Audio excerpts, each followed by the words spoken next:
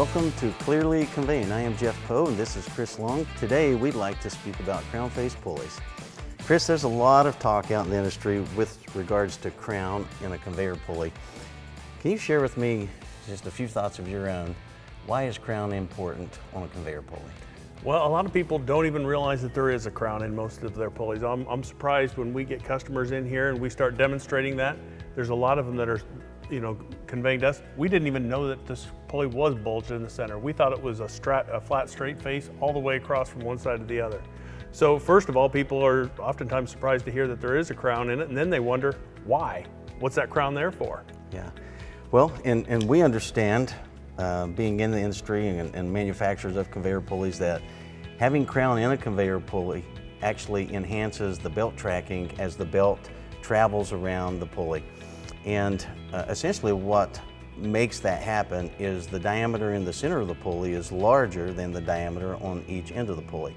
So as long as you have that diameter difference, you essentially have some decent crown in your conveyor pulley, and it'll help keep the belt in the center of the pulley as the belt transitions around the pulley. Absolutely.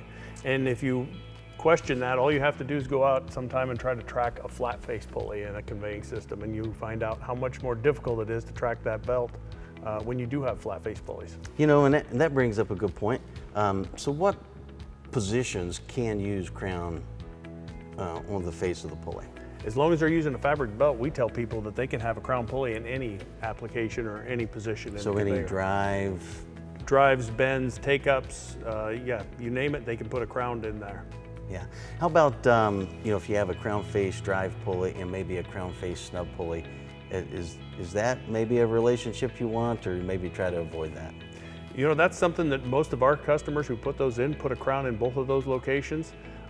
Some people worry about bending the belt back and forth too rapidly.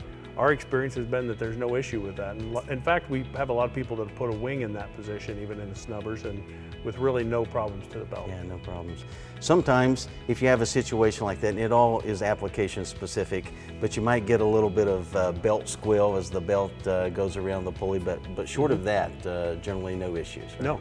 No issues. So how about steel cable belts? Should we use crown on a steel cable belt? We should definitely avoid it on the steel cable belt.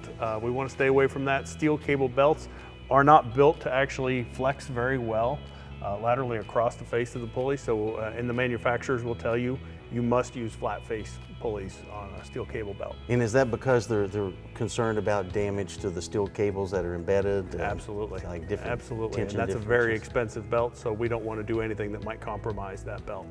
Yeah. And I think too, the way those steel cable belts are spliced when they overlay the cables, that crown face pulleys can be very hard on steel cable belt splices as well. Absolutely. So if you're out on the job site and you're working around your conveyor and you're trying to determine if there's crown in your pulley, what's a good way to measure crown in a pulley? Well, you have probably seen the first tool that most people reach for is they look for a straight edge, and they'll usually try to put a straight edge across the pulley. Wherever they can reach in and put a straight edge across, they'll say, well, I can't really tell if I've got a crown in that pulley or not. You can see on this particular pulley, if we push it all the way down to one side, we do have daylight under one end, and we can see this is a crown pulley, and we can rock this straight edge back and forth. Unfortunately, that's not always the case, though. Right, and I guess it depends, how well you can measure crown on a pulley using a straight edge. Really depends on the width of the pulley, right? Face width. Yeah. In the industry, the standard, according to SEMA, is 1/8 of an inch per foot from the bearing center out, and that's a change in diameter. So I'd imagine on shorter face width pulleys, you don't have any measurable crown if you're measuring with a straight edge, right? That's right. It gets very difficult to detect any change in diameters on a very narrow face width pulley like that. For instance, if this were only a 24-inch wide pulley, we would have 1 foot in one direction and 1 foot in the other direction. And you're talking about that 1/4 of an inch on diameter. Suddenly, when we're trying to measure with a straight edge, we're not measuring diameter anymore. We're just measuring radius. So we're measuring half of that 1/4 of an inch, or 1/8 of an inch, excuse me. So we're talking about a 1/16 of an inch that you're trying to measure with this straight edge, and it's very easy to get lost, to lose that 1/16 of an inch. Difficult to measure that. Absolutely. So if you have these shorter face width pulleys, it's ideal to use a pie tape, and a pie tape is essentially, for those of you who may not be familiar, a narrow metal band, in our case, inch measurement increments on the band where you can measure the diameter of the pulley precisely. And so you can use a pie tape, and as long as when you measure your diameter in the center of the pulley is larger than the diameter on each end, you have sufficient crown in your pulley. Absolutely. And not everybody's going to have access to that pie tape, Jeff, so we tell people if you can get even a piece of string or a piece of rope or even a tape measure that you flip over and turn indicator side down, you can wrap that around the pulley as well. When it comes to wear on a conveyor pulley, okay, or on the conveyor pulley lagging, how can wear on your pulley affect the crown?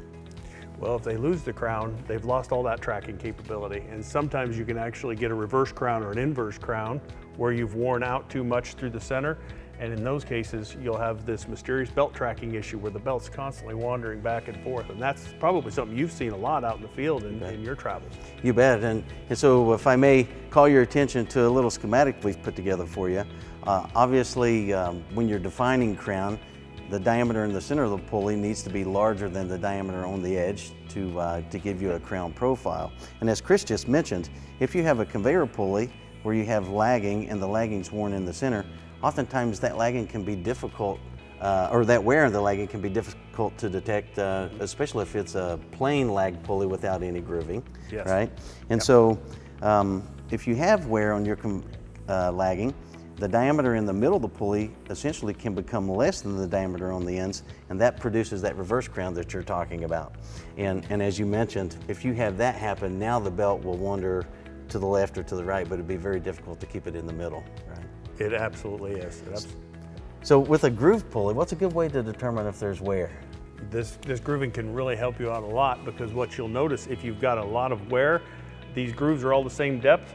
You'll go out and look at a pulley in the field and you'll notice it's smooth across the middle. Right through here, your grooves, you're worn clear down to the bottom of your grooves, and out on the edge, if you've still got nice full groove depth, what's that going to indicate to us? We got a lot of wear in the middle of that pulley. A lot of wear. And obviously then at that point, you know that the diameter in the middle of your pulley is likely less than the diameter on the edges, and you're going to have tracking problems as that belt tries to transition around the pulley. Absolutely, yeah. Well, thank you very much, Chris, and thank all of you for joining us today for Clearly Convey. We'll see you next time.